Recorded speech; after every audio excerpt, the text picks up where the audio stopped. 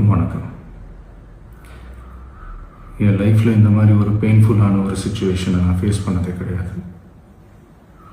மனசு முழுக்க வலி வலி மட்டும்தான்.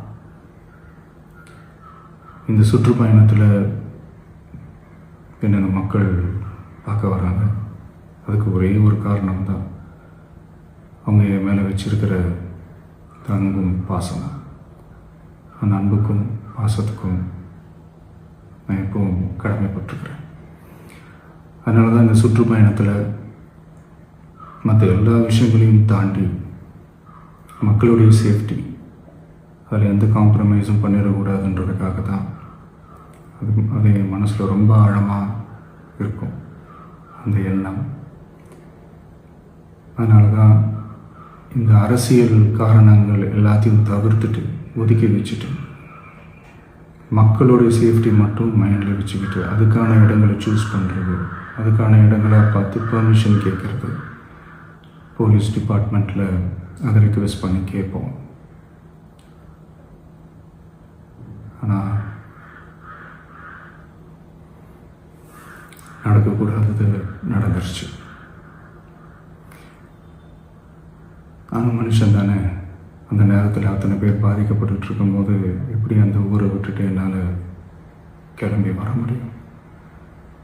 நான் திரும்ப அங்கே போகணும்னு இருந்துச்சுன்னா அதை ஒரு காரணம் காட்டி அங்கே வேறு சில பதட்டமான சுச்சுவேஷன்ஸ், வேறு சில அசம்பாவிதங்கள் அந்த மாதிரி எதுவும் நடந்துடக்கூடாதுன்றதுக்காக தான் நாங்கள் அவாய்ட் பண்ணோம்.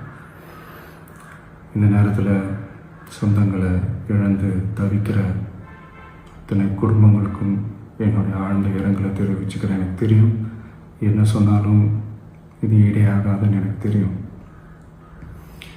ஹாஸ்பிட்டலில் ட்ரீட் பண்ணிகிட்ருக்கிற எல்லாருமே சீக்கிரமாக க்யூர் ஆகி வரணுன்றதை இந்த நேரத்தில் நான் வேண்டிக்கிறேன். கூடிய சீக்கிரமே உங்கள் எல்லாரையும் நான் சந்திக்கிறேன். இந்த நேரத்தில் எங்களுடைய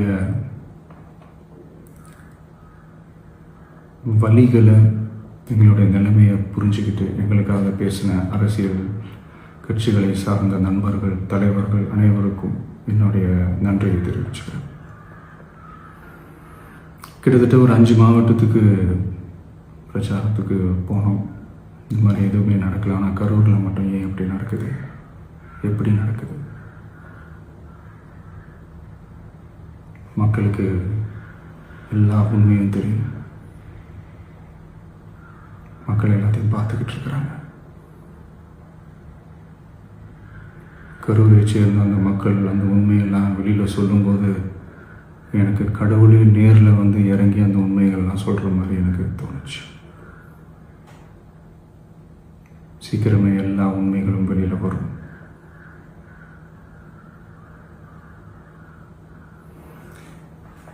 எங்களுக்கு தரப்பட்ட இடத்துல நாங்கள் போய் அந்த ஸ்பாட்டில் நின்று நாங்கள் பேசிட்டு வந்தோம். அதை தாண்டி எந்த தவறும் எங்கள் சைடில் நாங்கள் எதுவுமே செய்யலை. பட் இருந்தாலும் எங்கள் கட்சியை சேர்ந்த நிர்வாகிகள், தோழர்கள் மேலே எஃப்ஐஆர், அது மட்டும் இல்லை சோஷியல் மீடியாவை சேர்ந்த நண்பர்கள், தோழர்கள் அவங்க மேலே எஃப்ஐஆர்லாம் போட்டு இப்போ பிடிச்சிக்கிட்டு இருக்கிறாங்க.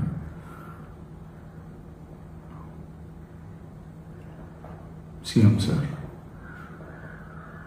உங்களுக்கு ஏதாவது இந்த பழி வாங்கணும் அப்படின்ற எண்ணம் ஏதாவது இருந்துச்சுன்னா என்ன வேணாலும் பண்ணுங்க.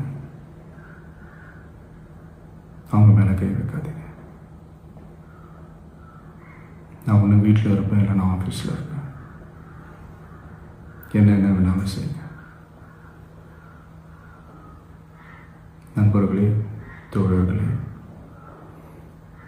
நம்மளோட அரசியல் பயணம் இன்னும் ஸ்ட்ராங்காக, இன்னும் தைரியத்தோட கண்டினியூ ஆகும்.